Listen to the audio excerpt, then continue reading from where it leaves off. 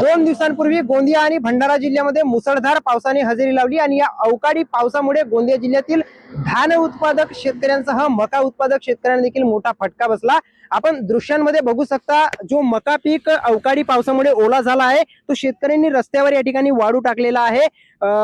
आता शेतकऱ्यांचा मका कापणीचा आणि धान कापणीचा हंगाम आहे आणि अशातच अवकाळी पाऊस आल्यामुळे शेतकऱ्यांच्या तोंडाशी आलेला घास हिरावला गेला आहे आणि अवकाळी पावसामुळे जो मका पीक ओला झाला होता त्याची गुणवत्ता सुधारावी आणि चांगल्या किमतीमध्ये विकता यावा याकरिता शेतकऱ्यांनी हा मका पीक या ठिकाणी वाढायला टाकलेला आहे। आपल्यासोबत शेतकरी आहेत, त्यांच्याकडून आपण जाणून घेऊया काय नुकसान झाले अवकाळी पावसामुळे, काय मागणी आहे सरकारकडे। भंडारा आणि गोंदिया जिल्ह्यामध्ये 5, 6 आणि 7 तारखेला वादळी आणि गारपीटसह पाऊस पडलेला आहे।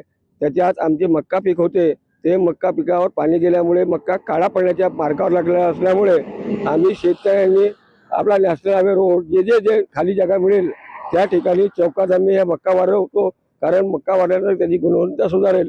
तरी महाराष्ट्र सरकारने हा धान मक्का आहे तो मक्का त्वरित खरेदी करण्याचे पाऊल उचलावे आणि शेतकऱ्यांना दिलासा द्यावा। याचं शेतकऱ्याची कंबरडे पहिलेच मोडलेले आहे आणि शेतकरी कर्जबाजारी होऊन आत्महत्येच्या मार्गावर लागलेले आहेत। तरी माझी सरकारला अशी विनंती आहे कळकळीची की मक्का हा काळा पडण्याच्या मार्गावर असल्यामुळे लवकर मक्का खरेदी करून शेतकऱ्यांना दिलासा द्यावा ही आग्रहाची विनंती आहे। तर निश्चितपणे जर का बघितलं तर शासनाच्या वतीने लवकर मका खरेदी करून शेतकऱ्यांना दिलासा देण्यात यावा अशी मागणी शेतकऱ्यांच्या वतीने केली जात आहे। देवेंद्र धांगडाले, एबीपी माझा, गोंदिया। एबीपी माझा, उघडा डोळे बघा नीट।